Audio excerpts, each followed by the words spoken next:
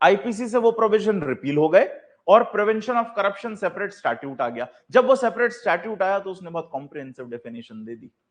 IPC में जो definition थी जिसको एज इट इज कॉपी किया गया बीएनएस में, इसके कंपैरिजन में प्रिवेंशन ऑफ करप्शन एक्ट की डेफिनेशन ज्यादा कॉम्प्रिहेंसिव है। वो ज्यादा बेहतर तरीके से बताती है कौन पब्लिक सर्वेंट है कौन नहीं, और पूरा जो करप्शन का मामला है अब उधर ही डील होता है। स्पेशल लॉ है, इसी बात का लॉ है वो, तो prevention of corruption is to prevent corruption only, तो वहां ज्यादा बेहतर तरीके से बताते हैं। इसलिए इसका उतना यूजेज ही नहीं होता इस डेफिनेशन का पब्लिक सर्वेंट। यहां बीएनएस में अब सिर्फ कितना इस्तेमाल है ये देखने के लिए कि कोई ऑफेंस जिसको हम कह रहे हैं पब्लिक सर्वेंट की अथॉरिटी का ब्रीच है, तो ये जानने के लिए कि ये पर्टिकुलर एक्ट इस ऑफेंस में आएगा या नहीं, उसके लिए जरूरी है, अगर उसको आपको वो पर्टिकुलर ऑफेंस बनाना है तो जरूरी है कि पब्लिक सर्वेंट के अगेंस्ट हुआ हो।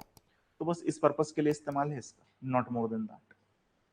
I hope you getting this. भाई देखिए यूटिलिटी से ये डेफिनेशंस हैं, क्यों डिफाइन करते हैं टर्म को? क्योंकि आगे उसका यूजेज है।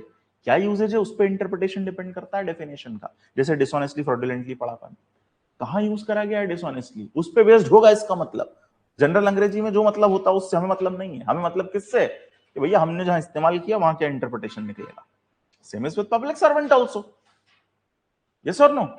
तो अब इसके लिए कॉम्प्रिहेंसिव स्टैट्यूट है हमारे पास, जो बहुत अच्छे से पब्लिक सर्वेंट को जिस पर्पस के लिए यहां भी किया गया था, लार्जली प्रिवेंशन ऑफ करप्शन के लिए, वो तो वहां ऑलरेडी डील हो रहा है और वहां बहुत कॉम्प्रिहेंसिव डेफिनेशन, इसलिए इसका बहुत इस्तेमाल अब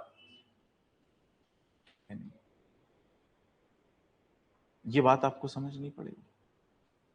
और ये जो हमने कहा कि ये जो सरकारी स्कूल के मास्टर थे जो पढ़ाते थे, इनको तो कहा पब्लिक सर्वेंट, लेकिन जो एग्जामिनर थे उनको नहीं कहा। एग्जामिनर कॉपी चेक करने वाले जो होते हैं वो, उनके लिए था कि भैया आप सर्विस में नहीं है, आपको तो सिर्फ कॉपी चेक करने के लिए बोला गया ना, ये कॉपीज दी गई, पैसे पे कर रहा हूं उसके, लेकिन आप सर्विसेज में तो है नहीं आप सर्विसेज में तो है नहीं उसके, है ना। इसलिए कहा गया था केस में कि आप नहीं है। लेकिन इसके बाद जब प्रिवेंशन ऑफ करप्शन एक्ट आया, उसने एक ब्रॉड डेफिनेशन के तहत इन सबको कवर कर लिया।